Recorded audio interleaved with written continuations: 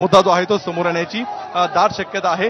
आता पाहतो आपण पोलिसांनी जे आहे या सगळ्या कार्यकर्त्यांना ताब्यात राजू, तुला मी थोडंसं थांबवतो। बारामतीमधनं एक अपडेट आहे। अजित पवारांच्या गाडीसमोर तिकडे कार्यकर्ते आक्रमक झालेत आणि बारामतीतनं अजित पवारांनी विधानसभेला उभं राहावं आणि स्वतःची जाहीर करावी असा कार्यकर्त्यांचा आग्रह आहे। जोपर्यंत ही उमेदवारी जाहीर करण्यात येणार नाही तोपर्यंत उपमुख्यमंत्री अजित पवारांचा ताफा अडवून धरण्याचे कार्यकर्त्यांचे प्रयत्न आहेत।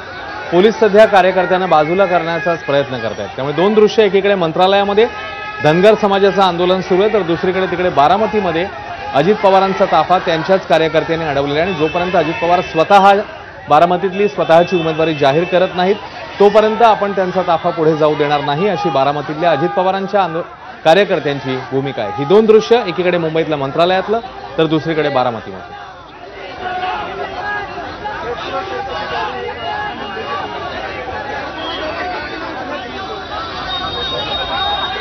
आता पोलिसांनी मुंबईतल्या मंत्रालयामध्ये कडेकोट बंदोबस्त ठेवून परिस्थिती नियंत्रणात आणण्याच्या दृष्टीने पावलं टाकलेली आहेत। त्यांनी आंदोलकांना जाळीमधून बाहेर काढण्याच्या दृष्टीने पावलं टाकली आहेत। दुसरीकडे बारामतीमध्ये अजित पवारांचा ताफा अडवण्यात आलाय। काही वेळापूर्वीच प्रफुल्ल पटेल यांनी अजित पवारांची बारामतीमधली उमेदवारी जाहीर केलेली होती, मात्र अजित पवारांनी स्वतःची उमेदवारी जाहीर करावी असा कार्यकर्त्यांचा आग्रह आहे।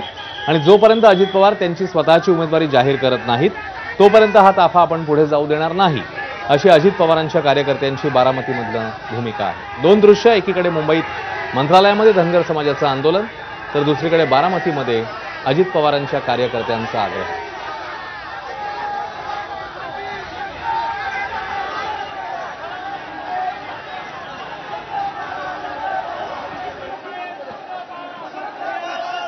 पुन्हा एकदा आपले प्रतिनिधी राजू सोनावणे यांच्याकडे जाऊ। राजू, आता सगळ्या कार्यकर्त्यांना, सगळ्या आंदोलकांना किंबहुना